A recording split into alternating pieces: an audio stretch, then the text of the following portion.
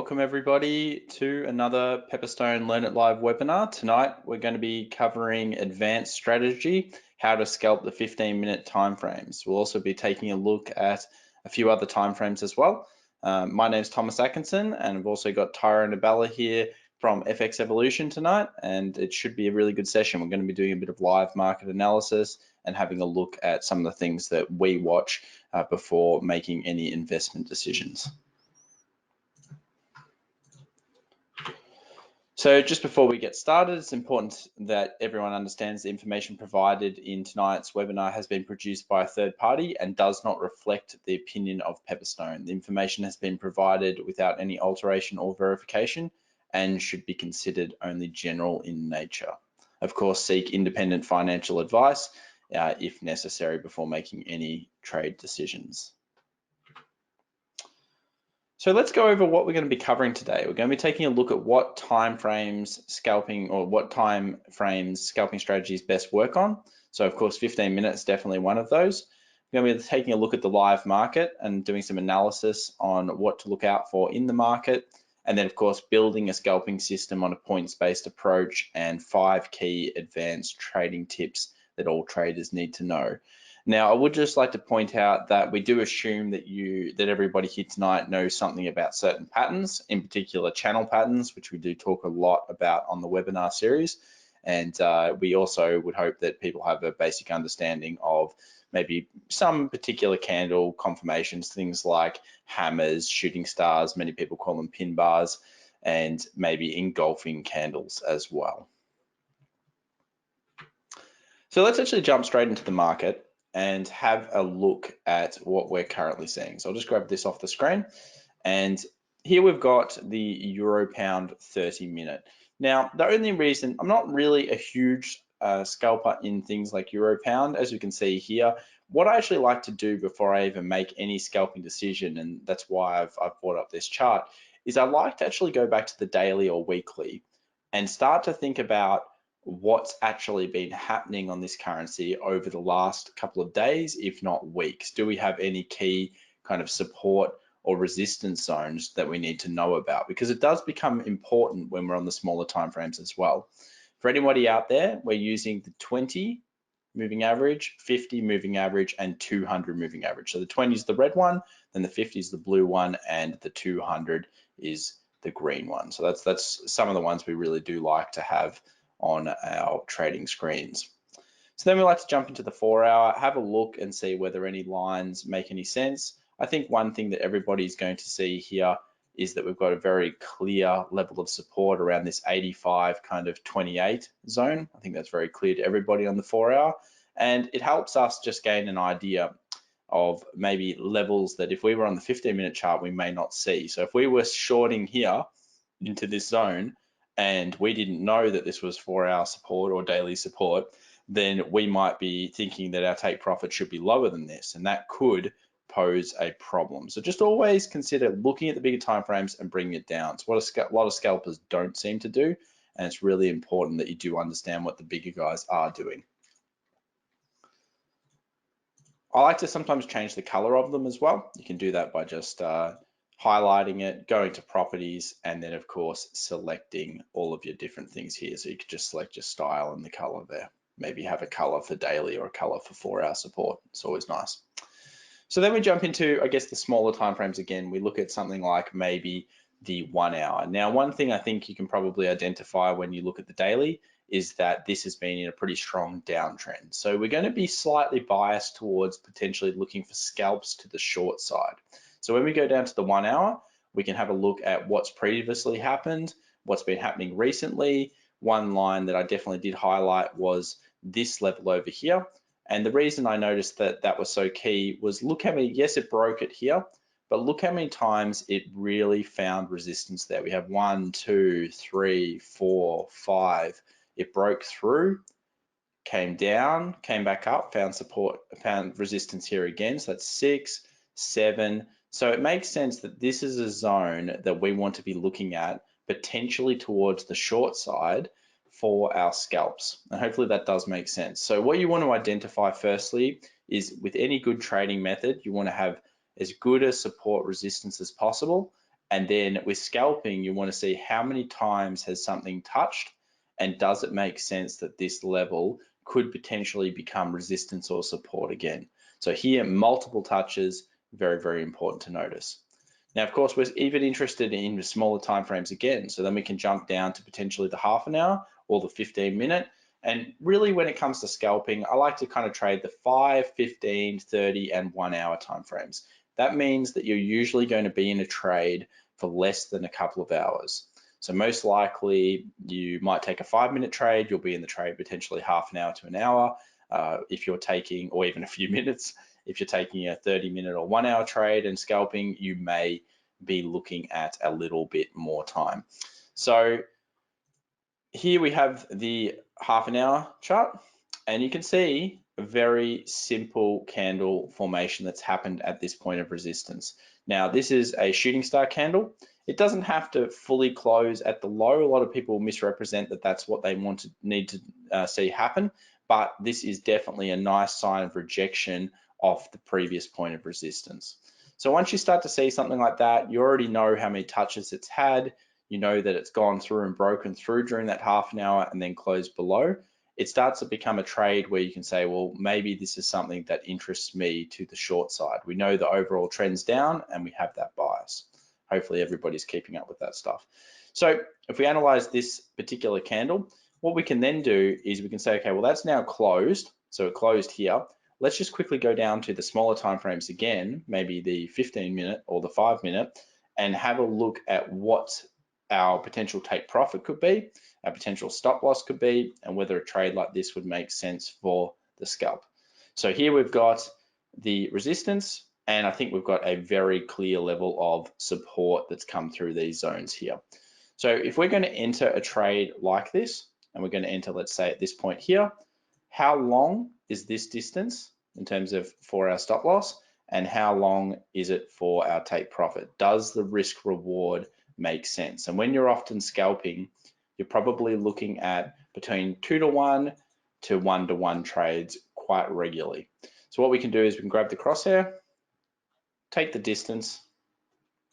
In this case, it looks like it's about 9 points, so 9 pips. We need to allocate a little bit extra, obviously, for our stop loss. So let's call it maybe 11 pips. And then we need to work out whether that makes sense to a take profit, which is around 11 pips. So if we have 11 pip stop loss and we're taking a 11 pip take profit, then if we're risking, let's say $100 on this trade, we could be potentially making $100. And I think that for a trade of this kind of area, considering it's in the overall trend, and considering we've seen this zone be respected so much and such a strong candle as a shooting star, it makes sense that this could be an opportunity for us to get in. Now, a couple other things I like to do is once I've analyzed the time frame, and that in that case it was the half an hour that was kind of triggering us, is I don't actually like to necessarily just take the close of the candle and say that's good. These fake out quite a lot. In fact, really shooting stars are only around 55 to 57% accurate. So it's all about finding it in the correct zone. It's not about the candle. The candle shows you that the market is rejecting, but what the importance is that it's happened at the correct resistance or support zone. So the candle alone is actually no good. It's more about finding it at the correct zones and potentially finding it in trend, etc. So if we have this particular chart here, we can see that it stopped at this point, closed at this point. So what I would actually do is once I saw that close occur, I'd probably put a order placed just below maybe half a pip to a pip so that it actually had to make a new low before I was triggered. So a new low would have to form on the next candle for me to actually be placed into the trade. And what this does is actually saves you from potential kind of fake outs where you see a candle like that on the half an hour, then it goes down, it tests the low, and then fully reverses and goes off above. And I'm sure everyone has experienced that with these types of trades where you've seen the shooting star or the hammer, you get incredibly excited, and then you place the trade, and then all that happens is it gives you that kind of it's potentially even this happens. You see like one, and then it does this for the next hour, and you think, oh yes, the next trade is going to go well, and then it does something like this, and then of course your hopes and dreams are taken out by it stopping. Not once, however, is it reaching even 1 pip underneath this particular candle. So whenever you're looking at engulfing candles, or you're looking at shooting stars or hammers, one of the key things that I really take away from scalping is that you, and even on 1 hour, 4 hour timeframes, is that you want to put at least 1 pip below the low point, if it is close to the close, just to confirm that the market really is going to go in that direction. And you can see it can be over very quickly. This is a 5-minute chart time frame. A couple of candles later, and we're at the take profit, and it's kind of already done, and we're over with this trade. But hopefully that makes sense about the way that we're starting to break down stuff. So when it comes to mastering scalping, the real mastery of scalping is actually being able to see trades on the bigger time frames and then trade the direction of those trades. Maybe it's a double top or a double bottom on the larger time frames, and you start to trade the smaller time frames and scalp within it. So if we bring up, let's say, the euro US dollar, we'll go to a daily, and I think a lot of people are going to be able to spot something here. So there probably many people are going to know what this pattern is. And I'll actually put it to the room if anyone wants to put anything in the comment section. What kind of pattern were we seeing over here on the left-hand side? Hopefully a few people know this one. Absolutely, Joe knows. So double top, absolutely perfect. So this is a double top on the daily. So we have our equal kind of highs, our intervening trough, and our break, which happens here. Now, once a break like this occurs, what we can do is we can say, okay, well, we know that a double top generally will go around the distance, at least 80% of this range, and that if it does come back up and test where it's tested here, which is the role reversal area or the break of that intervening trough, that this is going to act most likely as resistance because it was once support. So it's a really great kind of example where you're on the daily, yes, we're scalping, I know, you're analyzing the particular chart and you've seen an opportunity on this time frame.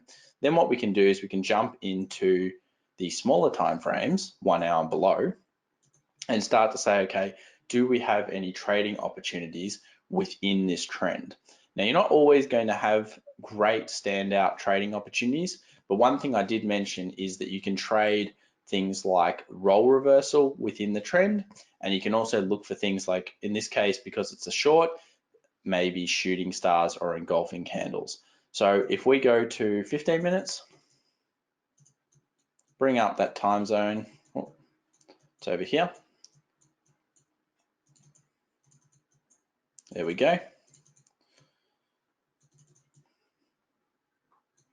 So when the break did occur, what we can start to do is we can start to highlight points where there was support, and then that support becomes resistance. We've got our crosses of our moving averages. Price is still above our 15-minute 200, which is really important. So also below it. And what we can do is just trade every time this role reversal occurs. We basically just get involved with the trade. Now, good tell of the end of a trend is generally this kind of thing. So when you're seeing a series of, nice undulating pullbacks, drops, pullbacks, drops, here it becomes pretty choppy. That's not the best. And then it chops and chops and chops and chops on the way down. This is the kind of market that you don't necessarily want to scalp anymore and be involved in. It's too choppy each way. What we prefer to do is get involved in the trend and take the beautiful kind of moves where it moves down, then it comes back up, tests that previous support, acts as resistance, and comes on down. So when the chop starts to happen at the bottom, that's really a sign to stop trading. So let's say we were shorting here. Let's say we were doing the normal thing that I like to do, which is to take the previous kind of moves and figure out whether the previous moves are the same distance. So what I like to do is see whether these are the same distance. So in this case, broke through a little bit more distance. Probably on this first one, I would be looking for this kind of thing. Didn't quite happen there. Then it went shorter. So for the next move, we might have actually kept in this trade and looked for the whole previous move. But for the next one, if you were getting involved here, you would never take over this distance. You wouldn't even try to go over that distance. And you can see here it came up slightly short, which is often what it does do. Usually try to take 80% of what you expect when it comes to trend trading. And yeah, that's pretty much all you need to do. But when that chop starts happening on the 15-minute and you've identified the larger time frame, you generally want to stop scalping. So that's really probably something, if you can take away something from today, look at the price action and look at what the market's doing.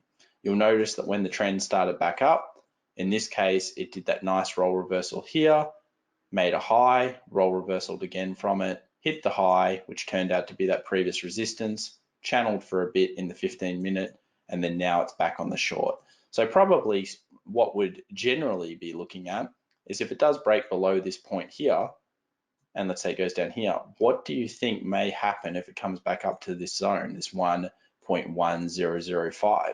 This is a high chance that because we've got these nice points of support, when that breaks through and it comes up here, we can start to think about, well, can we see any shorts? Do we see shooting star candles? Do we see engulfing candles? These are the type of things, and it can be as simple as that with trading and scalping. We're looking for roll reversals. We're looking for nice price action based trading. And that's something that I really like doing in scalping. I like the price action because it's the only lead indicator. If we're using things like MACD or we're using Stochastic, it is slightly lagging, whereas the price action is actually telling us what the market's doing at that period of time. So it's something I really like to think about when it comes to trading. So here we've got that line down the bottom, and you'll notice that it's really important to have that because that was the previous low. So if we were thinking about, let's say, this trade, let's say something like this happens, comes down, comes back up, tests this, see a nice little shooting star. We get involved 1 pip below that. Do you think we're taking our profit down here? Or do you think it would be smarter to potentially think about taking a profit at the previous low? Because we've identified further back than the screen by looking at those larger time frames. That's the importance of looking back a little bit further. On a 15-minute, this is all you're going to see. Even zoomed out, you're only going to see this. If you check the 1 hour, 4 hour and draw up your lines and support resistances horizontally, you'll know that this is the key point. You'll also recognize that this is at a key zone. Now, I know this isn't a lot of pips because obviously the euro is not moving a huge amount at the moment, but it goes for the same principle, whether it's the pound, whether it's the euro odd, it doesn't really matter. It's the same kind of principle. So start from the higher time frames and then come on down through the 4 hour, 1 hour, analyze the charts, look for patterns on those ones. And then once you've analyzed patterns, start to then scalp those internally. So scalp the moves internally. And I really love doing that because trend is your friend and it really can help your trades.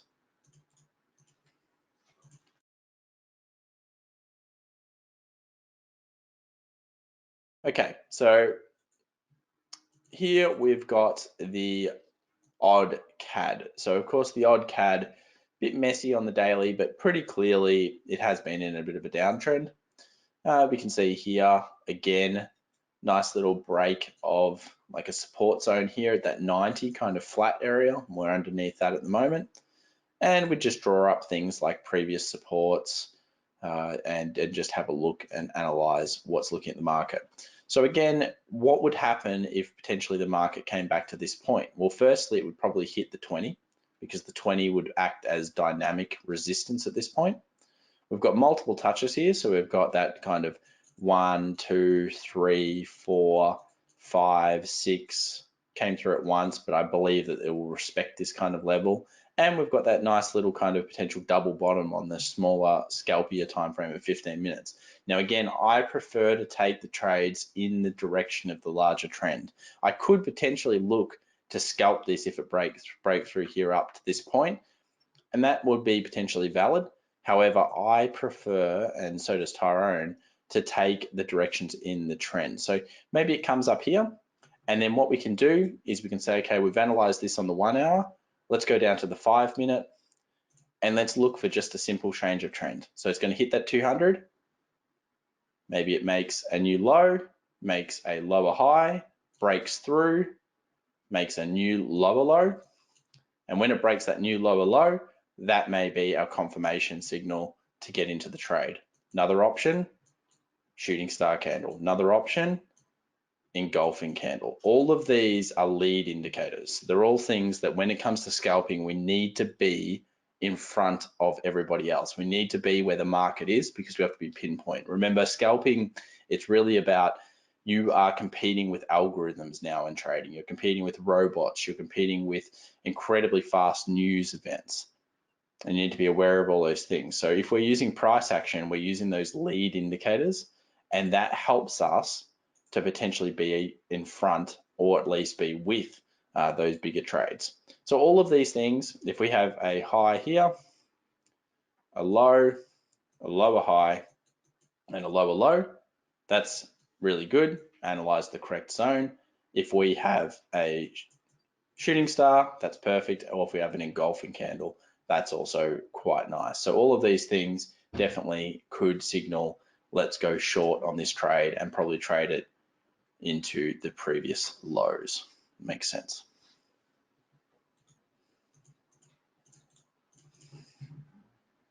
All right, so we'll jump back into the slides quickly.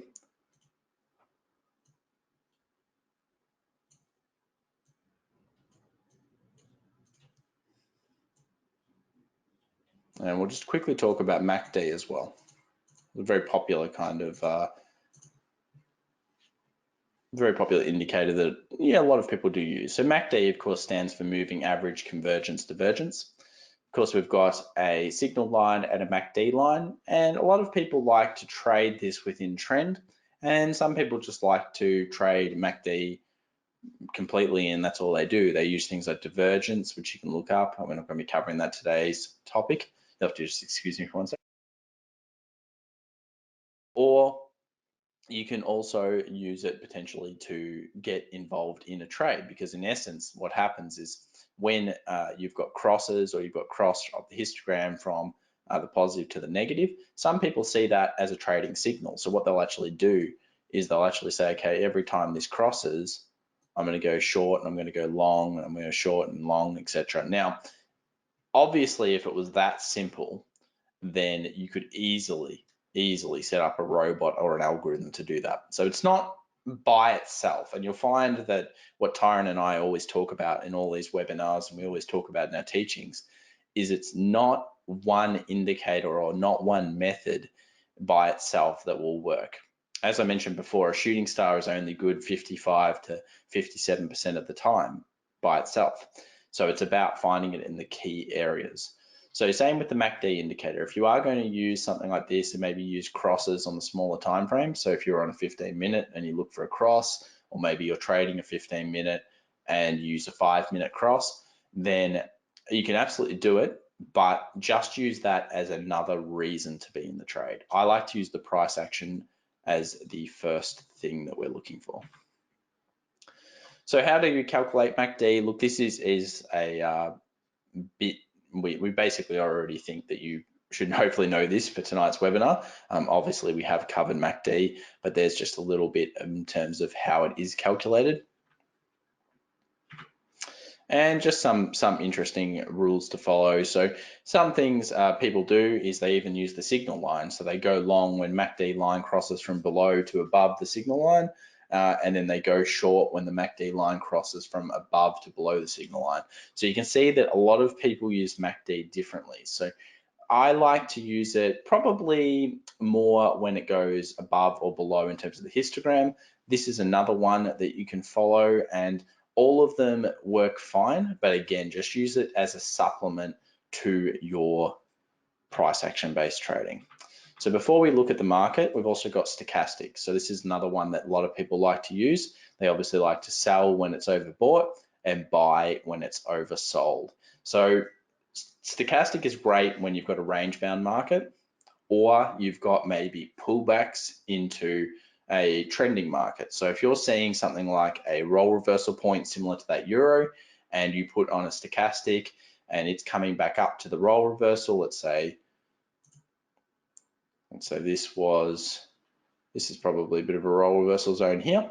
So we've got our multiple supports, becomes resistance. You can see here we've got our kind of stochastic almost in the overbought. If that was well into the overbought and then it crosses down, at the same time we maybe get a engulfing candle or something like that, then that is going to be extra confirmation for our trade. Hello Ty, how are you? Hi, how you going? I might just add to that actually. Yeah, hello everyone. Just running slightly behind here, but that role reversal with the stochastic the way it is, like it's amazing. The overbought and oversold levels are used so much by traders when they're first starting out, especially for scalping sideways markets. But a lot of people don't use them correctly, so they're a really good indicator to actually master, if you like, because when you can use them in the correct areas. Especially when you identify a good sideways market or good levels where a market could potentially reverse, they are very, very useful. And that one there's a really good example, that role reversal zone that we just had a look at there. You'll notice that we were talking about divergence earlier, and that's yeah, that's a little bit of stochastic divergence as well. So even though it's not oversold on the second peak there, you can see that there is a little bit of divergence there, which yeah, builds to what a good scalping strategy is. So it can't be overlooked. A lot of people do use stochastics incorrectly, but when it is used correctly in the right market environment, it is a very, very powerful tool. So some basic rules, I guess, that people use, Ty, in terms of stochastic is, of course, they've got the rule go long when stochastic moves down past and then rises back above. So when it rises back above, they go long, and then of course go short when the stochastic moves up over the overbought level and then drops back below. I don't like stochastic unless it's with the price action. So it's all about trying to figure out what your scalping style is going to be. But I found, and I think Tyron's found, and many of our students have found, and a lot of professionals have found, that trading the trend of a larger time frame, recognizing a pattern, and then scalping through that pattern is really, really great strategy. And if you can recognize the patterns of the bigger time frames and then start to scalp in that direction, it will improve, generally speaking, your results. And if you bring that stochastic in, we might do that in a live example in a minute, then it should also improve your results because there's more reasons to be behind that trade. So when it comes to building a strategy, of course, we want to probably build some kind of points-based strategy. Now, we show this slide regularly, Ty. It's just in a new, fancier format tonight, but we always talk about how you need multiple reasons, and this is a good way of doing so. So let's say we were looking at a trade. We have a trend. So we've got the trend down from the larger timeframes, and we've found a good support resistance, maybe a role reversal area. Well, we may need another reason. Maybe that is a confirmation candle, which isn't here. Maybe that is a stochastic indicator is overbought and we're looking to sell. Perfect. We've got 75 reasons or 75 points to trade, and we need that many reasons. And that keeps us out of it kind of gets the guesswork out of it, doesn't it, Ty? It does, yeah, no, most definitely. And when you're seeing, I mean, I was actually talking to a student about this today. When you are looking for those different scores, it sometimes actually alerts you to things that you may not be seeing in the market that you otherwise may have missed, which could cost you potentially entering the trade at all or putting your stop loss in a better zone. It is amazing how actually doing that calculation in your head and making sure that you have got enough backup for the market moving in the direction that you want it to does actually open up your eyes to more time frames, a different setup. So it's a really, really important.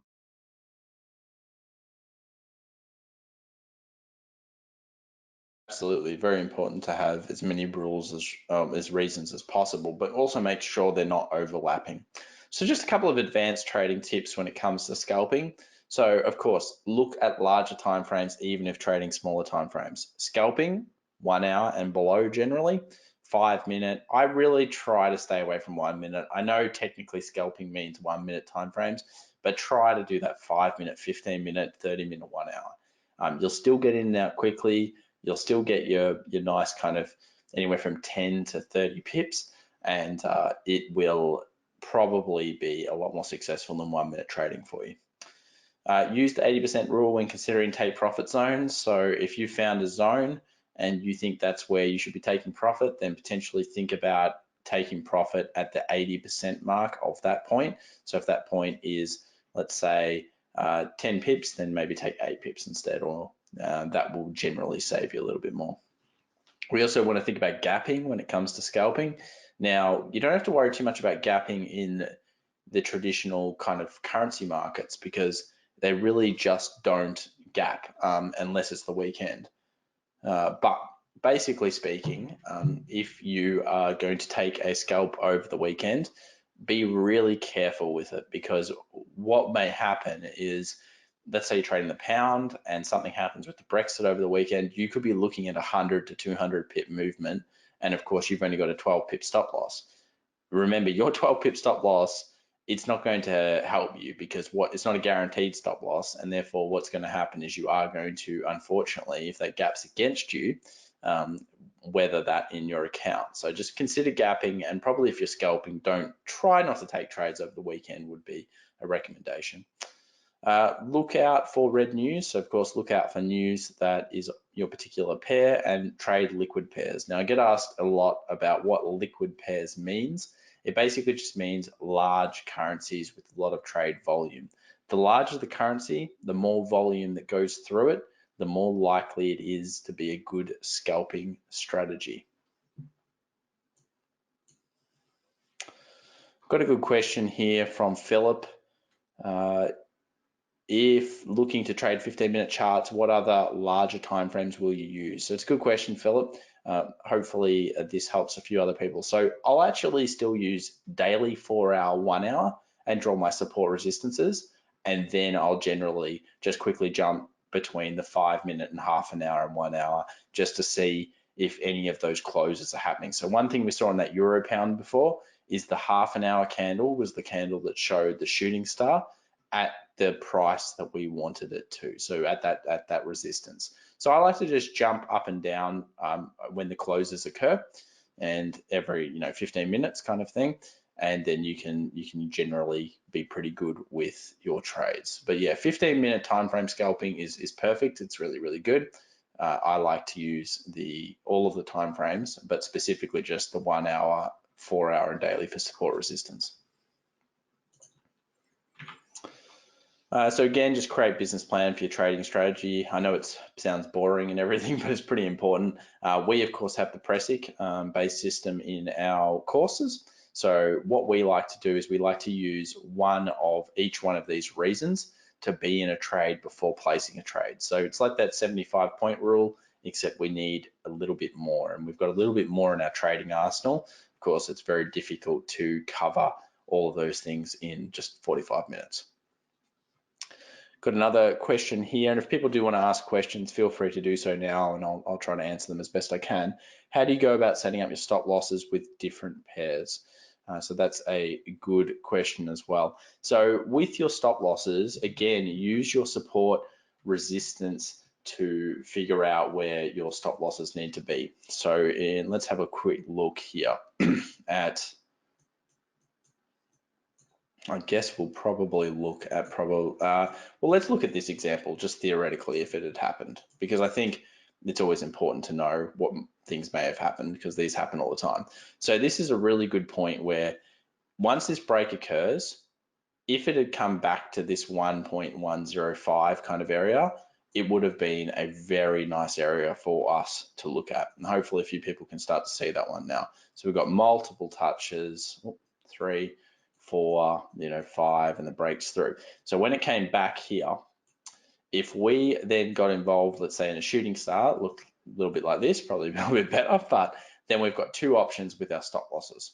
We can either place our stop loss a few pips above this point or a percentage above this point, which is what I like to do, or we can place it above the last kind of swings. So the conservative stop loss is going to be here. So this will be the conservative stop loss.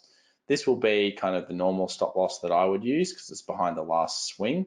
Very nice and very safe. So last swing is very good. And then of course there's the one that most traditional people use in terms of scalpers. Problem with this is this is what everybody knows. So therefore what generally does happen is this is the one that gets stopped out. So you get stopped out, it doesn't quite reach this one, you've got a few pips behind here, and then of course the trade goes on and be successful. And if you've done the right thing and you put it behind, then you generally will have success. And of course, if you lose on this trade and get stopped out here, you have the tendency to re-enter here and potentially re-enter here and make all sorts of decisions that unfortunately blow up your account. So people, I'm sure, have been there. Hey, Ty. They have, yeah. So sorry, I'm back again. No problem. So hopefully that answers your question, Nambali. Basically, it's all about recognizing the price action before the trade and trying to place behind. If you don't have price action before the trade or a swing, then place behind the candle and use a percentage of for the stop loss. So let's say this was a 10 pip candle, probably with 10 pips, probably place between 1.5 and 2% behind.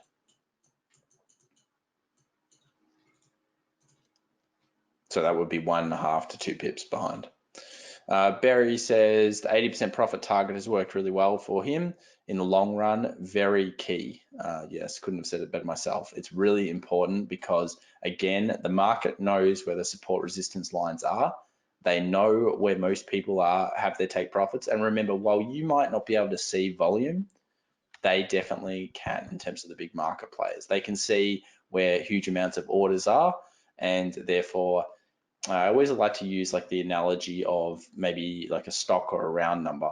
How many, if you're reaching, let's say, parity on a currency pair, which is 1-to-1, and you've never reached parity before, and you're in a buy, do you think it's best, if you were going to take your profit at parity, or take your profit a few pips before parity?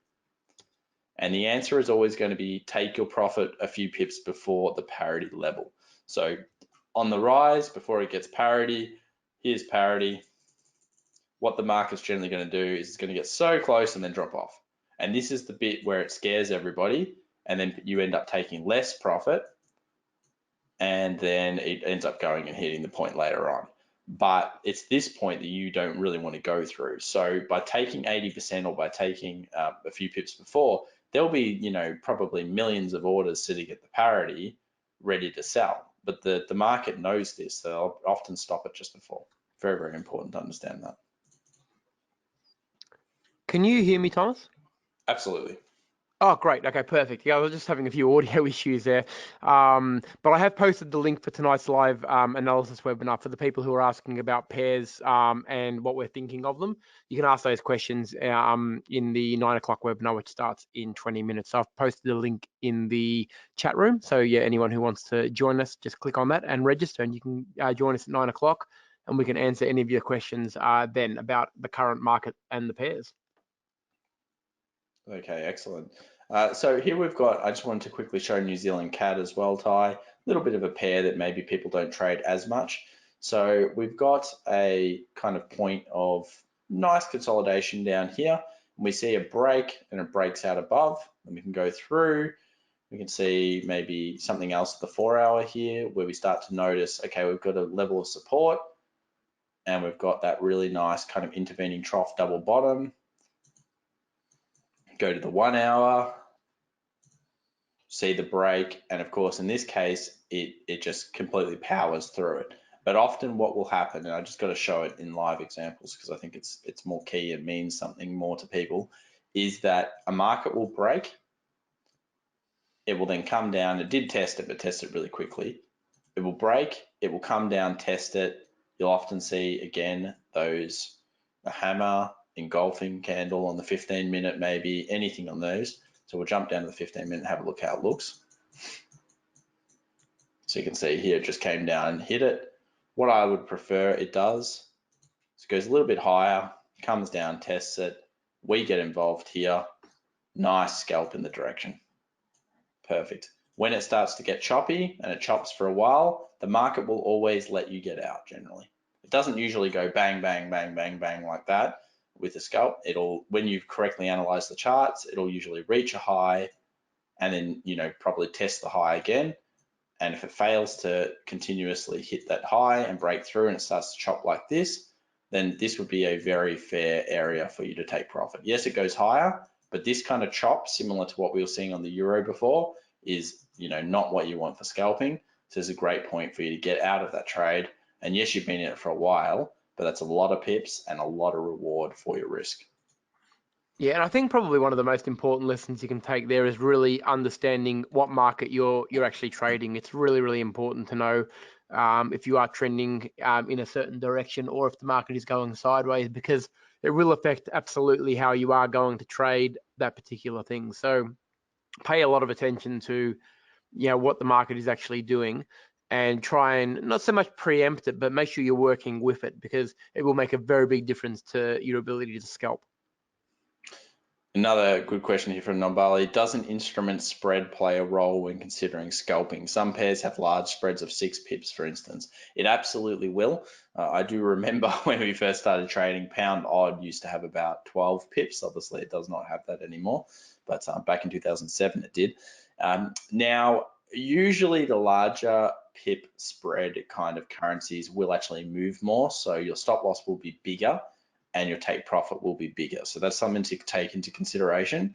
But if you're looking for, let's say, 15 pips, your stop loss is going to be 10 pips and the spread is 6 pips, that is not really something that interests me. Because a few things go into it. It's not just the spread and the fact that it doesn't really make sense from risk reward.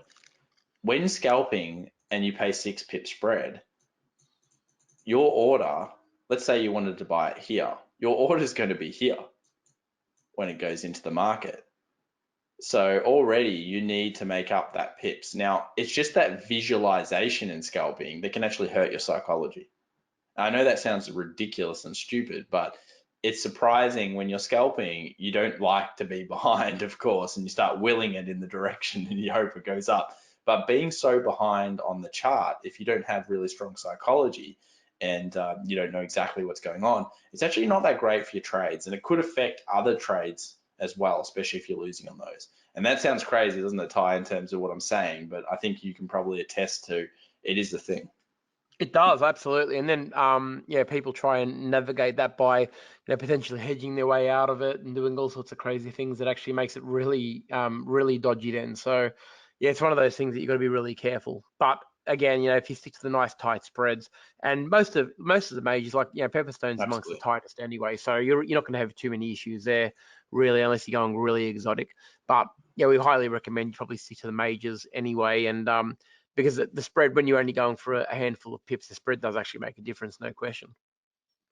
Just to go over one more time, just to clarify, I guess, tonight's webinar and what we're trying to get people to get out of tonight is that you go to the daily, you analyze maybe the chart. Here we can see the pound looks pretty range bound to me, Ty, stuck within a bit of a wide zone here. And that then allows us to then say, okay, we now have a bias towards the pound. The pound is range bound and it's in the middle of kind of the zone at this page. Then we go down to the 4 hour, we start to look, is there any patterns? There's a nice little kind of break here where it broke through and then it came back up and tested it. This would have been probably a really nice opportunity for us to potentially scalp the 15-minute chart. And of course, it's come down and it's testing that support. So here, we can kind of see it's consolidating here, Ty.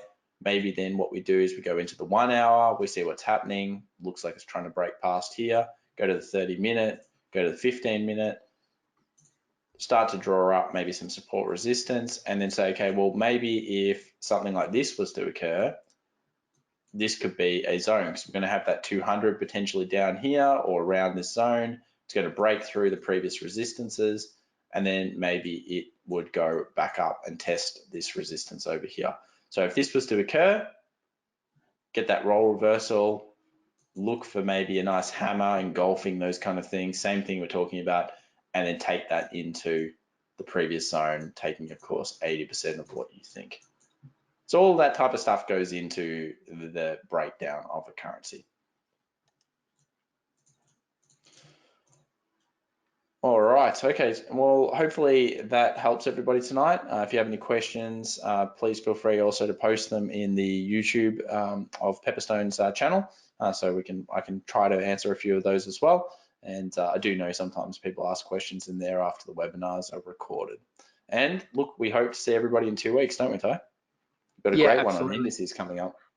The indices is going to be a good one. Yeah, it's something that Pepperstone are really starting to push up now. Like you're going to start seeing some really good indices. The spreads are really tight on those, and they do trade technically beautiful. So yeah, looking forward to actually doing a couple of ones just specifically on indices and showing you how to scalp and swing trade the indices.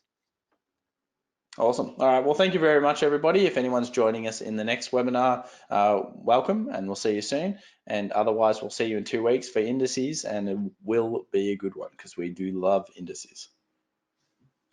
Great. Thanks, guys. Have a good night.